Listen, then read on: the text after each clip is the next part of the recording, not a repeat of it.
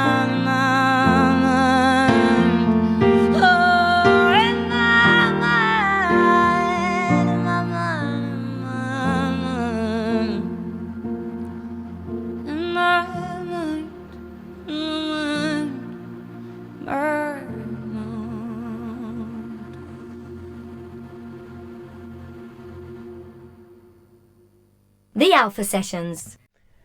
Thank you so much for playing us your amazing music. That was Fake Love by Lexi Berg. We don't have a release date for it yet, but do you have any gigs coming up if people want to find you, come see you live?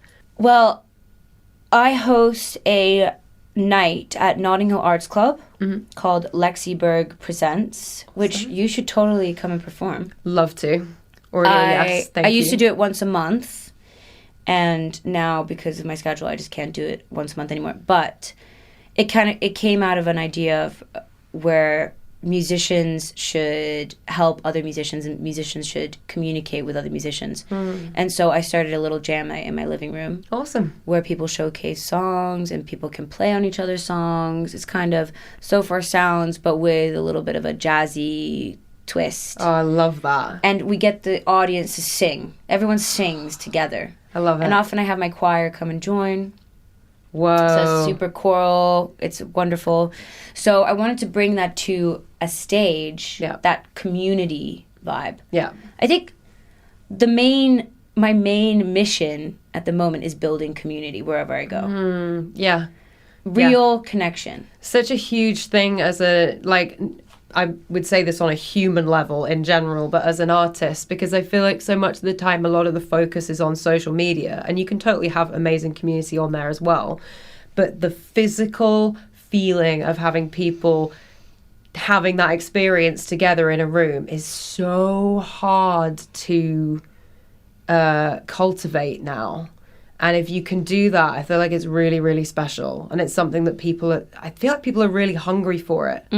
And I feel like, just going back to what you were saying earlier about like Chat GPT and AI, I don't know how you feel about this, but I think the gap between kind of, like AI generated or like, I guess, either hyper produced or hyper online presence music, and maybe the slightly more indie, slightly more raw DIY people creating community is going to really grow. And I think you're going to get people who are mad into one side or the other. I don't know, like, where do you see the whole AI picture going in music? Because I'm having so many conversations with people about this at the moment. So this just reminds me so much like when somebody goes on a tangent of my first ever radio interview where they started asking me about egg freezing suddenly. Oh, wow. I just had no idea about it. I have no idea about AI. I literally haven't researched it. The only thing I can tell you is that it's a really helpful tool when it comes to editing videos. Yeah, true. It's very helpful in terms of reading legal documents. I get it to summarize any legal document that I'm about to sign. Yeah. Any contract for any sync stuff. I mean, it saves me a lot of money, a lot of effort. I would love to see what else you can use AI for. In terms of making music, obviously it's crap. It's really terrible for us musicians. Scary. But I don't think that people just want music that's in the background. I think they want to buy into a story, which is why people like Taylor Swift do so well. Yeah, of course. Because they buy into her. Yeah, the human element is always going to be something. Again, Taylor Swift could write whatever she wanted. Yeah. And people would still love her because she is the brand. Yeah. And I think I was talking to my lawyer about it the other day. He said, people will have one big song and they can't write anything after it. Nobody will buy any music because people aren't buying. They love the song. So I think AI might make it slightly harder and dilute those people. But if you're building a real career and you're building a community and you're trying to create real connection with people, then I don't think AI is anything to worry about. I actually think it might help you. No, it's nice to hear a positive outlook, because I can kind of get quite anxious about it a lot of the time. But I agree. I think there'll always be positivity. I think the human element of it, though, like, it's that thing that we keep coming back to, which is that theme of connection. And people are always, I think, going to want to connect to both each other and, I mean, it depends if you're that way inclined, but like something that is just universal and that feels, I guess, bigger than all of us. Or I hope so. I hope that we will. I don't know. I think when I am looking for music for the background of a drinks party, I put on Spotify Radio. Oh, yeah. I find a song that I like and I put on Spotify Radio. Could some of those songs be AI? Probably. For sure. But what are the songs that I remember the names of, that I remember the artists of, that I find out their story, that hit me so hard that I have to listen to them until I destroy the song, which is what I do with every piece of music that I like. Wear that out. Yeah. That is not AI. Yeah. There's no way that that's AI. I mean, unless we're all being lied to, and then we're really in trouble. Well, there is not 1 ounce of anything synthetic in anything that you do, which is why personally I love it so much. I'm sure so many of our listeners will as well. Can we come see you anywhere, or what are your Notting Hill Arts Club, it happens every couple months, so look that up. It's called Lexi Berg Presents. Lexi Berg Presents also is, I'm taking you different places, so I just did Brighton for Alt Great Escape. Awesome. I'm doing another one at a gallery, so I guess there's I probably have 2 or 3 gigs a week at the moment. Amazing. I'm also playing Glastonbury at the Open Arms stage on Saturday at 1 p.m. Amazing. And I am playing other things this summer. Amazing. Well, hopefully some of us will catch you at some of those shows, but if not, you are all over. Your social media is Lexi Berg. Yeah, and go sign up for the mailing list or find me on my WhatsApp broadcast list, because that's where I'm going to be posting most of the gig stuff from now on, because I feel like Instagram misses it a little bit. All right, no worries. Also, you can find me on TikTok Live, where I do live performances. Awesome. Okay, plenty of places where people can track you down. Yeah, Google me. Google me. All right, well, thank you so much for coming in. Great chat. Thank you so much. The Alpha Sessions.